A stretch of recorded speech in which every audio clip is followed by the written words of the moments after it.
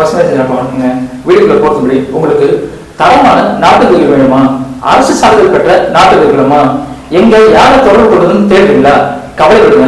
ஏஆர்6 இவங்க பாத்தீங்கன்னா அவங்க பணியில உற்பத்தி பண்ண நாட்டு விதைகளை விற்பனை செஞ்சுட்டு இருக்காங்க. இவங்க கிட்ட பாத்தீங்கன்னா நாட்டு காய்கறி விதைகள், மூலிகை விதைகள், அப்புறமா பழக்கன்றுகள், அவங்க தீவன கருமைகள் கூட விற்பனை செஞ்சுட்டு இருக்காங்க. இன்னைக்கு 15 வருஷமா விற்பனை செஞ்சுட்டு இருக்காங்க. உங்களுக்கு நாட்டு விதைகள் வேணும் அப்படின்னு நினைச்சீங்கன்னா கீழே நம்பர் தெரியலாம், அதுக்கு நீங்க தொடர்பு கொடுங்க. அவங்களே உங்க வீட்டுக்கு அனுப்பிடுவாங்க. மனமாக இருக்கும், வாசனையாக இருக்கும். இது அந்த கோமிய வாசனையோ சாணி வாசனையோ வராது. பார்க்குறதுக்கு எப்படி பாருங்கள், உயிர் உரம் உயிரணுக்கள்லாம் உற்பத்தி ஆகி எண்ணெய் மாதிரி இருக்குது பாருங்கள்.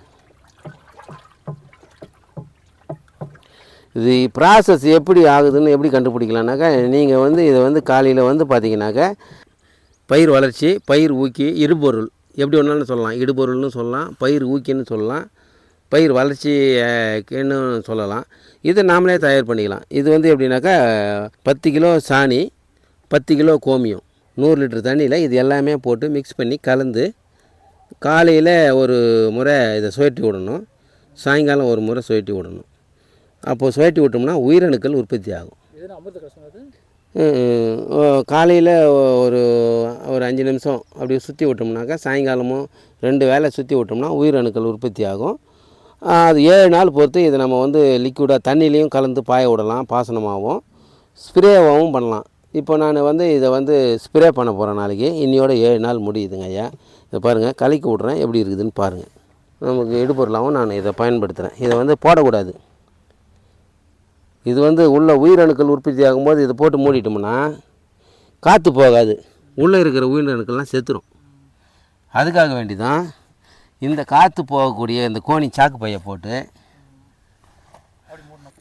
இது ஐயா பயிர் ஊக்கி, இது பேர் பயிர் வளர்ச்சி, பயிர் ஊக்கி, இடுபொருள் எப்படி ஒன்றாலும் சொல்லலாம். இடுபொருள்னு சொல்லலாம், பயிர் ஊக்கின்னு சொல்லலாம், பயிர் வளர்ச்சின்னு சொல்லலாம்.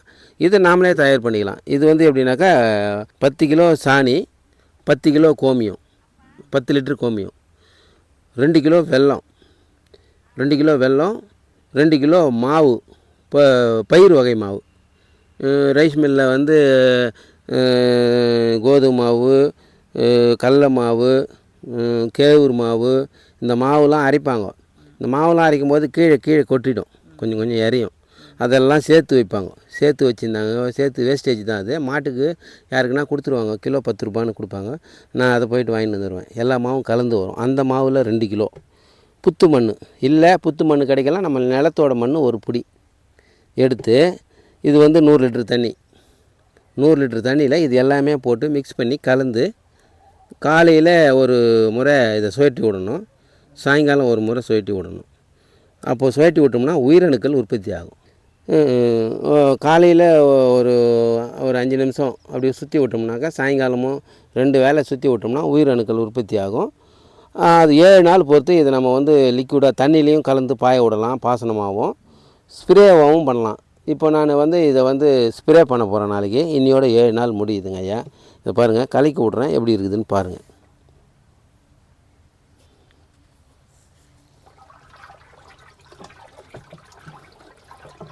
மனமாக இருக்கும், வாசனையாக இருக்கும். இது அந்த கோமிய வாசனையோ சாணி வாசனையோ வராது.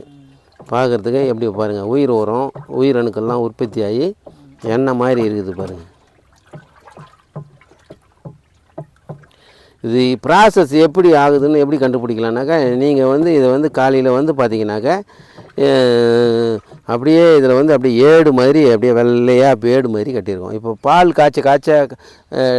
காய்ச்ச மேலே ஏடு கட்டுதில்ல, அந்த மாதிரி இதில் அப்படியே மேலே அப்படியே வெள்ளையாக ஏடு கட்டியிருக்கோம். அப்போ ப்ராசஸ் ஆகிக்கின்னு இருக்குது அப்படின்னு நம்ம தெரிஞ்சுக்கலாம். இதை நம்ம 2 முறையாக பயன்படுத்தலாம். தண்ணிலையும் கலந்து விடலாம், நம்ம ஸ்ப்ரேவும் பண்ணலாம். இப்படி தான் இதை பயிர் ஊக்கியாகவும் நமக்கு இடுபொருளாகவும் நான் இதை பயன்படுத்துகிறேன். இதை போடக்கூடாது. இது உள்ள உயிரணுக்கள் உற்பத்தி ஆகும்போது இதை போட்டு மூடிட்டோம்னா காற்று போகாது, உள்ளே இருக்கிற உயிரினர்கள்லாம் செத்துரும். அதுக்காக வேண்டி தான் இந்த காற்று போகக்கூடிய இந்த கோணி சாக்கு பையை போட்டு மூடி கட்டி வச்சிடணும். காற்றுல பறக்காமல் இருக்கிறதுக்கு யாருன்னா காக்கா குருவிலாம் தள்ளி விட்டுட்டாலும் தள்ளி விட்டுரும். அதுக்காக ஒரு கயிறு போட்டு கட்டி விட்டுட்டோம்னா இது சேஃபாக இருக்கும். இதுதான் இதை தயாரிக்கிற முறை. பயன்படுத்துகிற முறையும் இப்படி தான் பயன்படுத்தணும். இது 15 நாளைக்கு ஒரு முறை பயன்படுத்தலாம். ஏன் இது நன்மைனா பயிர் வளர்ச்சிக்கு உண்டான டானிக் இது.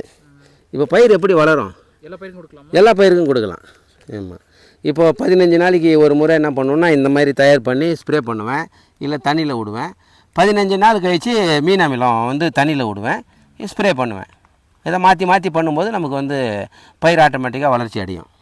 இப்போது நம்ம நெல் வயலுக்கும் சரி, அந்த 5 அடுக்கு பல பயிர் சாகுபடிக்கும் சரி, நாம் வந்து இயற்கையான முறையில் நாமளே தயார் பண்ணுற மீன் அமிலத்தை உங்களுக்கு நான் எப்படி செய்முறை பண்ணுறது அப்படின்றத விளக்கி சொல்கிறேன். ஏற்கனவே நான் இப்போ வந்து தீபாவளிக்கு மீன் கழிவுலாம் நமக்கு நல்லா அது காசு கொடுத்து வாங்க வேண்டியதே இல்லை. எதுலாம் நமக்கு 0 பட்ஜெட்டில் கிடைக்குதோ அதை வச்சு நம்ம பயன்படுத்தி மீன் அமிலம் தயார் பண்ணிக்கலாம். இப்போ பாருங்கள், நான் மீன் அமிலம் தயார் பண்ணி வச்சுருக்கிறேன், அதை உங்களுக்கு காமிக்கிறேன். அப்படியே செய்முறை அப்படி சொல்லிடுங்க. இப்போ வந்து அது மீன் அமிலம் எப்படி செய்முறைனாக்கா, இந்த மாதிரி ஒரு 30 லிட்டரு பேரல் எடுத்துக்கலாம். இந்த பேரல் வந்து நல்லா மரை போட்டு மூடுறதா இருக்கணும். இப்படி மரை போட்டு மூடுறதா இருக்கும், மர டைப்பில். ஏன்னா அப்போ தான் டைட்டாக போட்டு மூட முடியும். பங்கஜெல்லாம் வைக்காமல் கெட்டு போகாமல் இருக்கிறதுக்காக கேனை நல்லா சுத்தமாக கழுவிக்கணும். மார்க்கெட்டில் போய்ட்டு மீன் கழிவு இருக்குது பாருங்கள், மீன் வெட்டின கழிவுகளை வாங்கின்னு வரணும். இப்போ இது வந்து 30 லிட்டருனாக்கா பேரல் 30 லிட்டரு 30 கிலோ பிடிக்கும். இந்த பேரலில் நீ வந்து ஒரு 25 கிலோ வரைக்கும் இதில் போடலாம். 25 கிலோ போடலாம். கொஞ்சம் கேப் விட்டுருக்கலாம், ஒரு 5 கிலோ காலியாக விட்டுருக்கலாம். 12 கிலோ மீன் கழிவு, 12 கிலோ வெல்லம். 1 கிலோவுக்கு 1 கிலோ வெல்லம் போடணும். போட்டு எப்படின்னாக்கா மீனையும் வெல்லத்தையும் எடுத்துன்னு வந்து வச்சுக்கணும். பேரலில் கழுவி சுத்தம் பண்ணிக்கின்னு சுத்தமாக காய வச்சுட்டு ஃபஸ்ட்டு வெல்லம் போடணும். ஃபஸ்ட்டு வெல்லம் போட்டு ஒரு லேயர் வந்து மீன், அது மேலே ஒரு மீன் போடணும். மீன் ஒரு சும்மா ஒரு 4 அங்குலம் அந்த வெல்லம் மூடுற அளவுக்கு மீனை போட்டு திருப்பி என்ன பண்ணணும், வெல்லம் போட்டு அந்த மீனை மூடணும். அந்த மீனை மூடிட்டு திருப்பி என்ன பண்ணணும், வெல்லம் போடணும். இப்படி வெல்லம் மீன் வெல்லம் மீன் வெல்லம் மீன் மாற்றி மாற்றி அந்த அது ஒரு 12 கிலோ, இது ஒரு 12 கிலோ, 24 கிலோ முடிஞ்சு போச்சு, ரொம்பிடும்.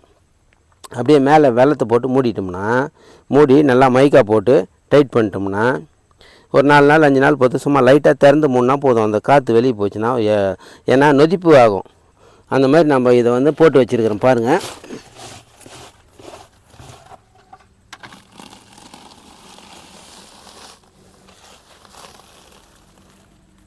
இது வந்து போட்டு இன்றைக்கி தீபாவளி அன்றைக்கி போட்டேன். கிட்டத்தட்ட ஒரு 15 நாள் ஆகிருக்குமா?